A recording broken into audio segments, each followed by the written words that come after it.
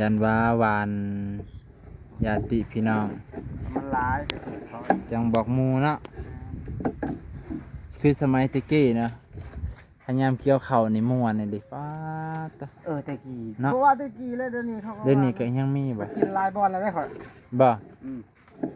2-3บอลล่ะ โอ้เพื่อสิมาฮอดหน้าเจ้าของก็อิ่มเลยเนาะ แม่น สมัยน้อยๆดอกว่าขณะยามเกี่ยวข้าวน่ะไปเกี่ยวข้าวซอยนี่เด้อสิขาไก่ขานี่กินดอกตะกี้โอ้ยจักคู่มือเฮาก็บ่ได้ค่อยไปเกี่ยวเนาะก็เลยบ่ฮู้ที่จริงมันก็ยังมีอยู่เนาะ นี่แหละ ญาติพี่น้องเขาก็มาบอกกัน แม่น มันก็บ่พอสิจ้างดอกเนาะ บ่เหล เออก ะบ่แพ้เฮาคอเงาคอแห้งพี่น้องเลยเด้ แม่นแหละ มันเปลืองบ่หลาย เปลืองบ่หลาย ถ้าเฮาจ้างนี่โหคืออันนี้นะเคยคนมื้อนั้นก็34คน โอ้ พาไปคิดเป็นเงินวันละ120,000นี่โธ่ หลายคนลองเบิ่งเนาะ อ่า จำนำว่านำหมู่เกี่ยวบ่ไหวพร้อมบัดนี้เอาโกย โอ้ เกี่ยวนำเว้านำหัวนำแล้วโลดมันนั่น แล้วแล้ว จำว่าเอาน้ำจำว่าเอาเงิน ไปทิม น้ำเนาะ แม่นเห็นคนทางปากเซ่ดอกว่า กันนั่นแหละบ้านเฮามันก็เกี่ยวซ้ำมันเกี่ยวหั่นแหละ คนทางปากเซ่นี่ยามเฮ็ดให้เฮ็ดหน้าเอาเลยจังสี่เว้ยเต็มเลยได้หน้าเขาเจ้าบอกพี่น้องกันเด้อมาซอยนี่เด้อเขาไปซอยกันดีแท้ได้ เจ้าซอยค่อย เออ ซอยเจ้าเนาะ ขนาดว่าพี่น้องห่างๆกันเขาก็ยังไปบอกเขาไปซอยกันขักเดียวพนสามัคคีกัน เมื่อนั้นข่อยก็ไปช่วงไปปลูกกาแฟนี่เด้ อืม เราก็มาบอกเอื้อยช่วงข่อยก็ไปนํแล้วไปเบิงไปซักให้เขาเอิ้นน่ะ อืม เต็มให้ฟ้าเตอสามัคคีกันคักอะไรวะคิดแล้วมันหักแพงกันนะ แม่ มาเห็นหน้าเห็นตากันมันได้โอ้ล่มส้มแซวกัน พอได้หัวพอได้ชื่นเนาะบางคนอยู่บ้านเฮาหอดพี่น้องกันทำบ่ได้เว้ากันแหล้วหน้าดำคำเขียดมีแต่เวียด พอบัดเทอร์สลิเปิดแป๊บหนึงแต่ก็คอเงาคอแห้งคือกัน โอ้ สมมุติว่าวันละ120,000จังซี่เนาะ อ่า บัดนี้เพิ่นคอนั่นวันหนึง60,000 โอ้ แต่การกินการอยู่นำจะพาเบิด อ่า แบบขอแบบจ้างแน่นะ จางแน่แต่ โอ้ ละ สลาดและพวกนี้ เออ ให้สิบ่ไปเนาะ ๆ กินกันอยู่ในหัน 60,000แต่กินน้ำเจ้าเด้อ แมน แชนเศร้านี่กินเอง กินเองเขาเอง เออ แต่ของกินน่ะอยู่ของเขา 60นี่บ่อันนี้ตัว60นี่แบบว่าหวานคอแห้งเขา เครื่องหวาน แต่ เครื่องจ้าง นะ เค ขอ รื่อง นะ หวาน จ้างนะ คือว่าให้น้ำใจใช่เนาะ เอาน้ำใจอันนั้นน่ะ หมูก็สิเข้าใจค่าหมูค่ามากับค่าน้ำมัน นั่นโอ้สลาดเลย เจ้าหน้าก็สิได้ใช้ง่ายเองเนาะ บัดชึกจะว่าคอยขอเจ้ากับซ้ำนั้นเจ้ามาขอค่อยอยู่กับซ้ำนั้นคือกันเด้ ทับกันเบิด ก็สิจี้กันเนี่ยเบิดบ้าน ผู้นั้น ท่านนั้นน่ะ ผู้นั้นเคยให้ซ้ำนี่ข่อยก็สิให้เราซ้ำนั้นซ้ำนี่คือกัน เบิดบ้านเลยนะ โอ้ ทั้งเงินก็ได้เว้ยกินก็กิน กินกะอิ่มท้องกะอิ่มเงินก็ได้ เฮ็ดก็ซ้ำเฮ็ดแล้วนั่นน่ะ เฮ็ดกะซ้ำเฮ็ดซ้ำ ของ หมู่ว่าเฮ็ด เลยท่านว่าจ้างนี่เฮาก็เอาเกียรติเพิ่นแหน่อันนี้เจ้าว่านเด้ แม่น อันผู้กินเหล้าเก่งๆเนี่ยมัน สารพัดมันเฮ็ดเที่ยวแต่ยินเหล้านะมันบ่ได้เกี่ยวเขาเลย เที่ยวแต่เลาะยินให้หมู่แหล้ว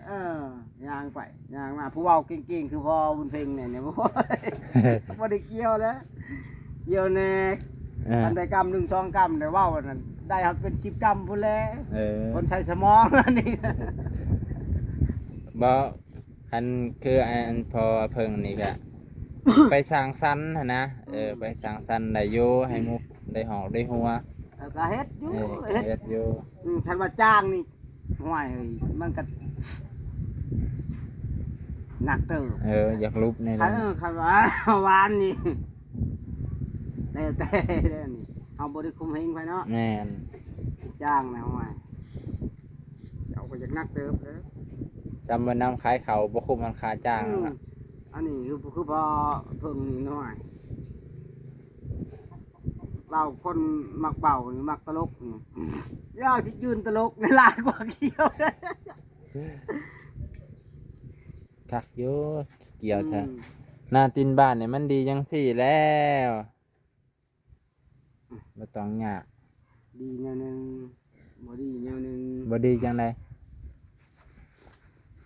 น้ำหมูน้ำกาน้ำไก่เด้อ ไก่ก็ไก่เจ้าก็มีหลายกินอยู่บ่ โอ้ไก่ข่อยบ่ได้ทางพ่อโต โอ้ เบิ่งว่ายุงเบิ่นี่ ปล่อยให้กินเบิดให้อิ่มซะ อืม แบะช่วงนี้ก็ค้างไว้ก่อนบ่ เอาหมู10โมงพุ่นเลย เออต้องปล่อยเป็นเวลาเนาะ โอ้ยทำไมมันสิกินปล่อยตั้งแต่10โมงไปฮอดเอาโมงเฮา อืม ไม่ก็กอกน้ำมันเรือแล้วแบง ท้องน้อยๆนะขันงัวนี่บ่พอแล้ว บุพ่อเลย คำมากก็ยังเขาล้นแถวเฮือนอยู่ ใครมันกินบ่อิ่มเลยคือคอยน้ำผูกมือน่ะคืนน่ะผูกว่าผูกเหี่ยวเลย เออ มันเป็นตอนครับตอนนี้มันเบิด มันจอบมาแต่เดินแล้วมันด่ะ มือใดเพ้อคอยสิเจอกันอยู่กลางทงน่ะ มันรอจังหวะอยู่ เอ แล้ว องัวบ่หรือควาย ว่าอย่างนี้ เออครับไป ไป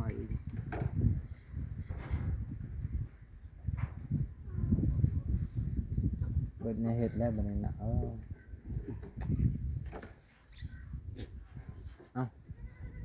ไม่เป็นท่อนนี่สิเผาถ่านบ่ไอ้กึ่ง นะ อยากเห็นเพิ่นเฮ็ดเตาดิเฮ็ดจังไหนวะตอนก่อนะ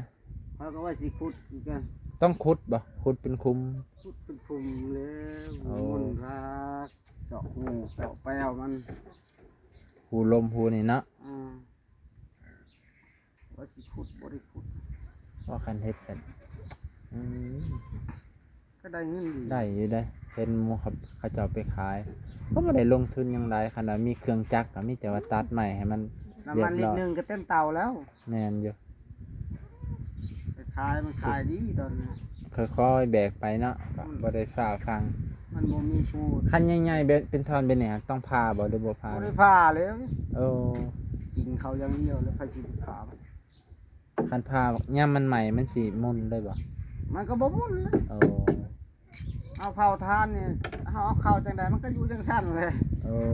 บางยามมันใหม่เบิดนี่ ไม้มันก็ไม้แบบนั้นคันว่าไม้ติวเนาะ โคโลเลย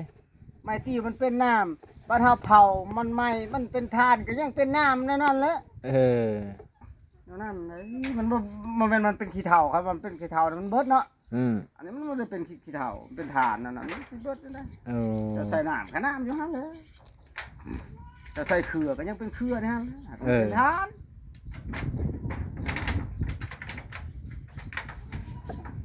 เคยเฮ็ด เตาหนึ่งนี่ แล้วแต่ใหญ่แต่น้อย